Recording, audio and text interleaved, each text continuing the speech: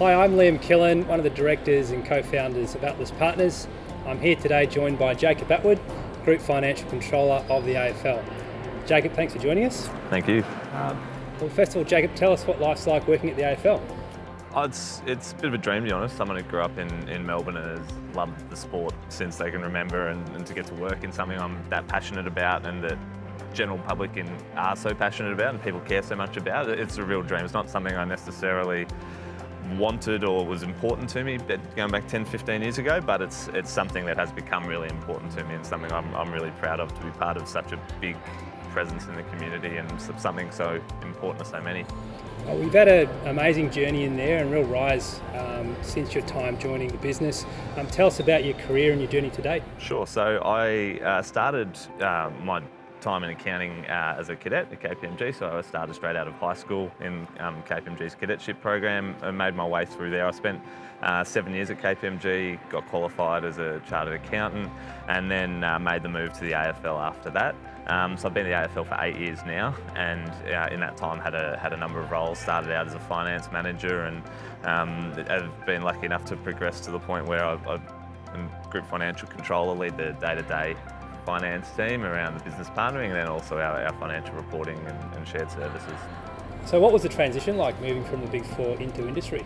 It was a little bit of a challenge. It took me a little while to find the perfect fit for me. I think there was a particular time I was looking, there was a big appetite for looking for people to fill roles with industry experience, and coming from a Big Four I didn't have that, so it did take me a little bit of time, and then also it took me a couple of months when I did eventually find the right role, but it's something overall it was a reasonably smooth transition, and it just took me a little bit of time to learn, which I think is pretty reasonable for anyone heading into a new job. For those moving out of the Big Four or the mid-tier firms into their first role in industry, any advice you'd provide or offer?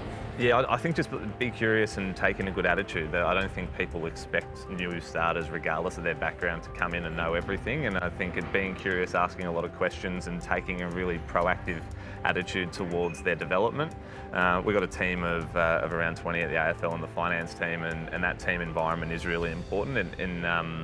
And as the accounting industry becomes more and more demanding, and what's asked of teams is more and more, that team environment and contributing and going above and beyond is becoming more and more important.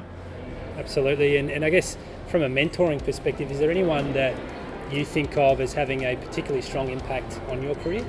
I've been lucky. I probably couldn't limit it to one. I've been lucky. I've had a number of mentors. Mentorship's something I've actively seeked out, and it's something that I attribute a lot of my personal success to, is taking advice from people and being curious and asking people who have been there and done that, and picking up tidbits from them.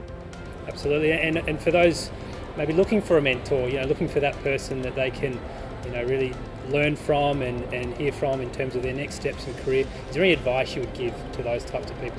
Yeah, I think don't be afraid. One key bit of advice is I think people who are asked to be a mentor are generally going to be pretty flattered with the offer, and I think don't be afraid to ask people, depending on their seniority or how busy they are. If people are made to feel valued and as a mentor, they're generally going to make the time for you. So I think don't be afraid of looking for someone who you might deem to be too busy or too senior to be able to take you on as a mentor. If you show a genuine enthusiasm in your development and a genuine appetite to have a strong mentor-mentee relationship, the mentor's generally going to find time for you, and aim high.